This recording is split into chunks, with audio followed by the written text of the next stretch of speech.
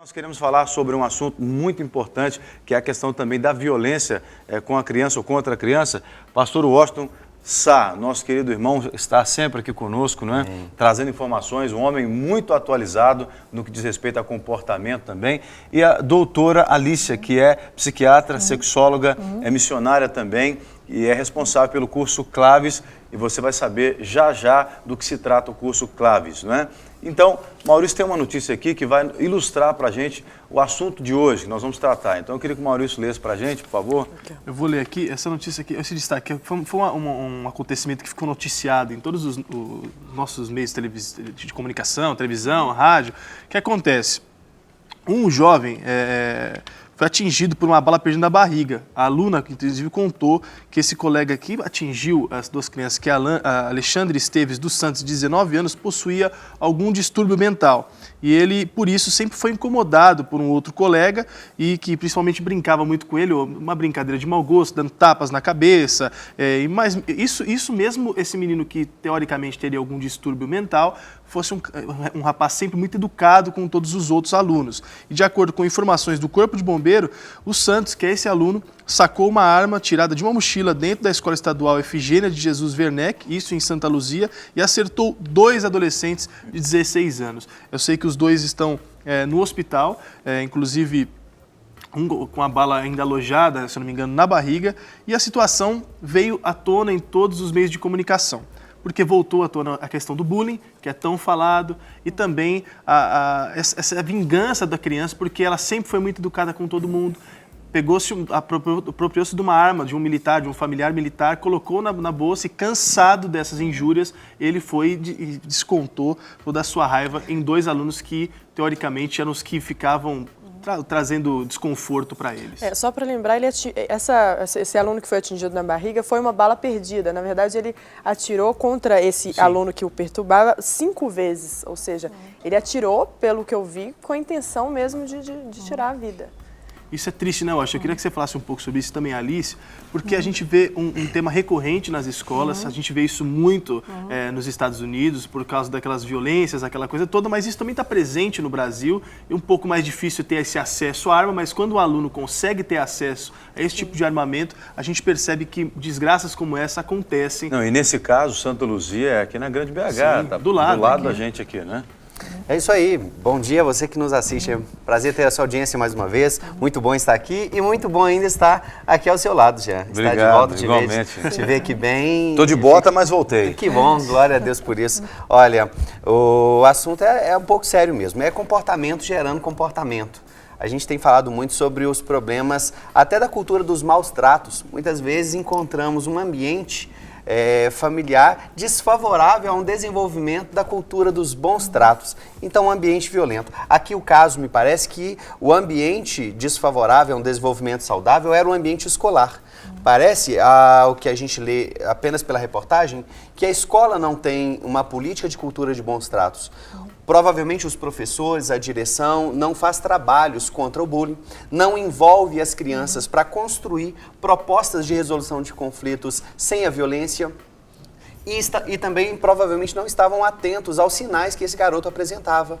Porque quando temos uma coordenação pedagógica, o professor está atento, ele consegue perceber esses sinais. Uma vez ainda sabendo que a criança ou adolescente, no caso, tem algum distúrbio psicológico, psiquiátrico ou comportamental, precisaria ser monitorado. Não, e pelo visto a família também estava desatenta, não é, aos sinais que ele devia estar mostrando, inclusive dentro de casa. O sofrimento, alguém para chegar a um nível de decidir tirar a vida, uma vingança, sim, ele veio apresentando sinais. Então, por isso é muito importante quem trabalha na capacitação ou mesmo a direção da escola, quem trabalha com quem cuida das crianças, pensar sempre em tratar estes assuntos para que isso seja levado para as crianças, para os adolescentes. Será que esta é a única forma de resolver?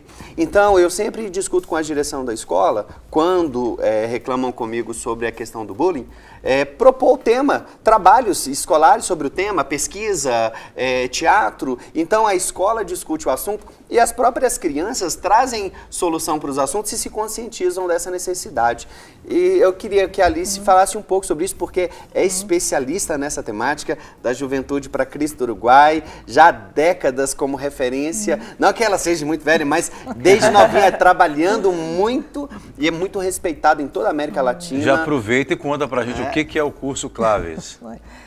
Nós estamos aqui, através da invitação da Igreja da Lagoinha, para fazer uma capacitação que é chamada Brincando nos Fortalecemos para enfrentar situações difíceis. É uma capacitação para os educadores que trabalham diretamente com crianças e adolescentes para fazer oficinas com a intencionalidade de prevenir a violência sexual. Através de brincadeiras, jogos, canções, danças, quebra-cabeças, distintas estratégias lúdicas que fazem que as crianças e os adolescentes sejam mais fortes, estejam mais preparados para enfrentar alguma situação de abuso que às vezes têm que enfrentar, mas também para outras situações onde seus direitos não são respeitados. E no caso lá no Uruguai, a senhora poderia dizer que existe também um perfil, né, esse estereótipo de situações de violência, como a gente acabou de narrar aqui? A situação que a mídia apresentou ontem no hotel, eu via na televisão, eu escutei acerca desta situação. Eu acho que esta situação revela o fracasso, um fracasso muito grande da comunidade educativa como um todo, das famílias, da sociedade, na promoção da convivência, como dizia o pastor Washington. Este é o final da história, mas esta história começou muito tempo antes, muitos anos antes, seguramente. E não foi possível que a comunidade educativa, os directivos, os professores, os alunos, o personal de serviço, todos pudieran estar envolvidos em uma proposta de desenvolvimento da convivência. Uma proposta que tem que ser participativa, que tem que ser gerada por os distintos grupos da escola, os alunos, os professores, a diretoria, os pais, as mães. Mas a promoção da convivência é possível. Nós partimos da ideia de que todas as pessoas podemos convivir. Tem algumas situações excepcionais que não permitem a convivência, mas como princípio todas as pessoas podemos aprender a conviver. Isso é o que nos faz humanos. Mas para conviver você tem que ter um clima adequado para isso. Você tem que desenvolver a capacidade de poder tolerar, mas não só tolerar, mas desfrutar ainda da diversidade. O grande problema é que, um dos grandes problemas é que frequentemente nós não toleramos a diversidade.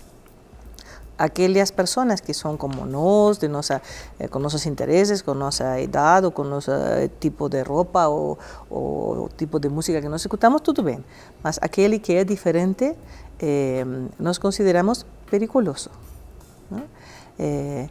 E em uma instituição que permite que algumas pessoas abusem de determinado poder sem fazer nenhuma coisa, de alguma maneira estão habilitando que ocorram este tipo de situações.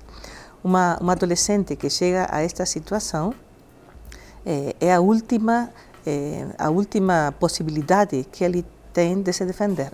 Seguramente muitos adultos não fizeram intervenções adequadas para proteger esta adolescente. É como se ele estivesse dizendo, ninguém faz nada, então eu faço tenho que do meu fazer alguma jeito. coisa. Tomar uma atitude, né? Para me livrar dessa situação.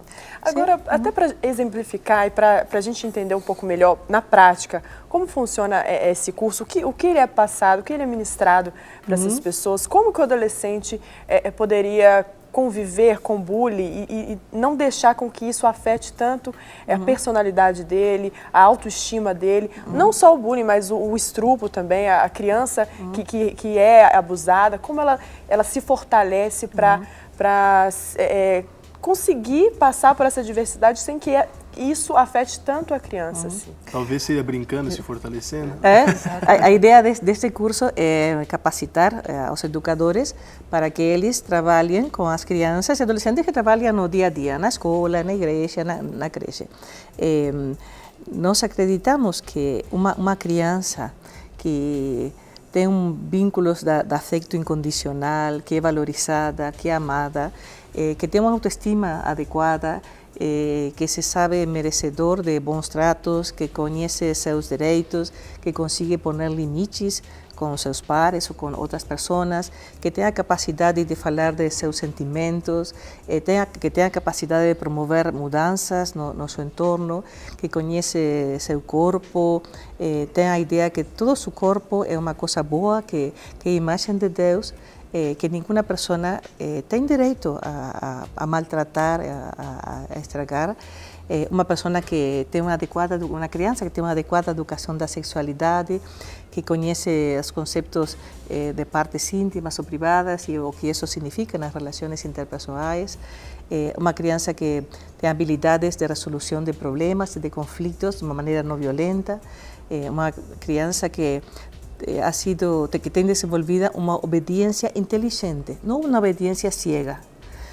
Se nós educamos as crianças para a obediência ciega, nós temos um problema muito grande, porque nós temos muitos adultos, às vezes adolescentes também, que pedem para você coisas que não são corretas. Nós temos que ajudar as crianças a desenvolver uma obediência inteligente. Você tem que obedecer aos pais e professores, mas se com isso você não está desobedecendo uma lei superior. A lei de Deus é superior a essa lei de obedecer aos adultos. Muitas vezes os adultos manipulam as crianças através de chantagem, de sedução, de enganos, para satisfazer-se de uma maneira sexualizada. Uma criança é mais forte também quando tem redes sociais, pessoas de confiança, onde ele pode confiar, às vezes uma tia, às vezes uma irmã, uma vizinha, a pastora da igreja, um maestro da escola de crianças, um líder de jovens. Essa pessoa que gerou a confiança na criança e que gerou nessa criança. Eu sei que eu posso dizer para ele qualquer coisa e ele vai me acreditar. Não? Que te perguntar dentro disso, Alicia, porque pelo que eu percebo, o que você está dizendo é que a educação não pode ser educar a criança numa redoma de vidro, onde ela não sabe nem o porquê ela está sendo educada, ela simplesmente está fazendo porque foi mandado. É desenvolver a inteligência do porquê está obedecendo, onde você vai chegar com essa obediência, talvez seria mais... A consciência crítica. Né? A consciência crítica. Justamente, a poder identificar aquelas situações que são de risco, que são de vulneração de direitos, ter habilidades para poder agir e sair dessas situações. Nós vivimos em um mundo que é muito perigoso para crianças. É um mundo perigoso. E nós temos que ensinar a criança a viver nesse mundo perigoso, mas não gerando ansiedades innecessárias. Por outro lado, nós temos que transmitir, e isso é muito importante, especialmente na adolescência, que a vida vale a pena, que a vida é boa, que é hermosa, que vale a pena ser vivida. Porque mira, a criança, especialmente na puberdade e na adolescência, tem que fazer muito esforço para desejar crescer. O mais tentador é ficar pequenino dentro de papai e mamãe e não sair para o mundo. Mas nós temos que dar as ferramentas para as crianças para que sepam se desenvolver num mundo que tem alguns perigos. Tem muita coisa boa, mas também tem perigos. Sim. E a maioria das pessoas tem experimentado situações difíceis na sua vida. Mas se você consegue resolver, se você tem sido amado por alguém e tem uma valoração sua adequada, esses diferentes incidentes desagradáveis que você pueda viver não têm o mesmo impacto em sua vida. Eu queria ver se eu entendi certo o que você está dizendo, então. No caso, a criança é mais fácil para ela ficar no mundo infantil do que crescer. Crescer é um exercício muito doloroso para a criança. E se ela não tem um incentivo dos seus entes queridos, ela dificilmente vai conseguir romper essas etapas para o crescimento. Mas se ela tiver o incentivo, o apoio correto, ela vai conseguir superar essas dificuldades do processo de crescimento e maturação. Justamente. Você tem que ter um objetivo tem que desejar crescer, que a vida é boa, ter um projeto de vida, ter desenvolvida a transcendência, ser parte de uma coisa muito mais grande. A fé muitas vezes dá isso, um sentido de vida de transcendência, mas você também necessita pais, mais educadores que ajudem você a crescer.